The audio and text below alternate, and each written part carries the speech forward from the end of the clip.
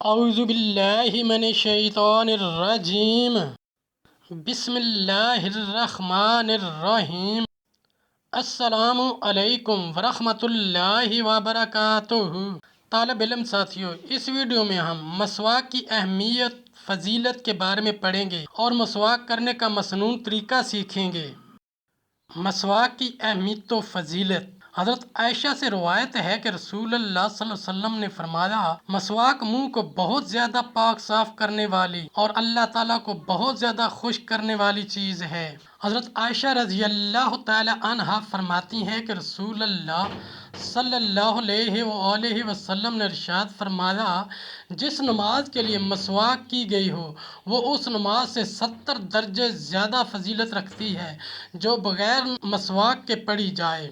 مسواک کرنے کا سنت طریقہ۔ مسواک کو دائیں ہاتھ میں پکڑا جائے اور اسے منہ کے دائیں جانب سے شروع کرتے ہوئے دانتوں اور مسوڑوں پر پھیرا جائے۔ اس کے بعد بائیں جانب سے بھی اسی طرح کیا جائے۔ مسواک کو دانتوں کے اندر اور باہر دونوں طرف پھیرنا چاہیے اور اسے زبان پر بھی پھیرنا سنت ہے۔ مسواک کرتے وقت اعتدال اور نرمی کا خیال رکھنا چاہیے تاکہ دانتوں اور مسوڑوں کو نقصان نہ پہنچے۔ مسواک کرنے کے سنت طریقے کی مزید تفصیلات درج ذیل ہیں۔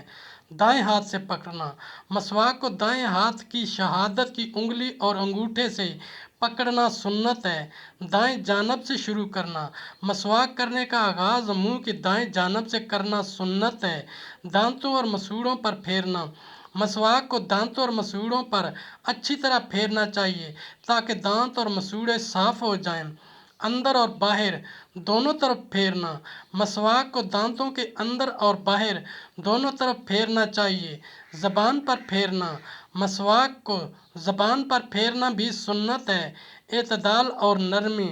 مسواک کرتے وقت اعتدال اور نرمی کا خیال رکھنا چاہیے تاکہ دانتوں اور مسوڑوں کو نقصان نہ پہنچے۔ مسواک کو خشک رکھنا۔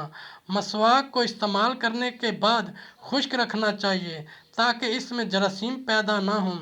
مسواک کو صاف رکھنا۔ مسواک کو استعمال کرنے سے پہلے اور بعد میں صاف کرنا چاہیے۔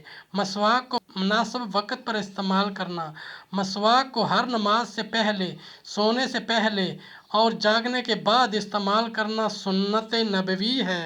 ساتھیوں، ہم نے قرآنی تعلیمات کو دنیا کے کونے کونے میں پہنچانا ہے، اس لیے آپ بھی لائک کیجئے، شیئر کیجئے، اپنے دوستوں اور اپنی فیملی کو میرا چینل قرآن ود ایڈیپیڈیا سبسکرائب کرنے کی دعوت دیجئے اور گھنٹی بجانا نہ بھولنا تاکہ اگلی ویڈیو کا نوٹیفیکیشن آپ کو وقت پہ مل سکے۔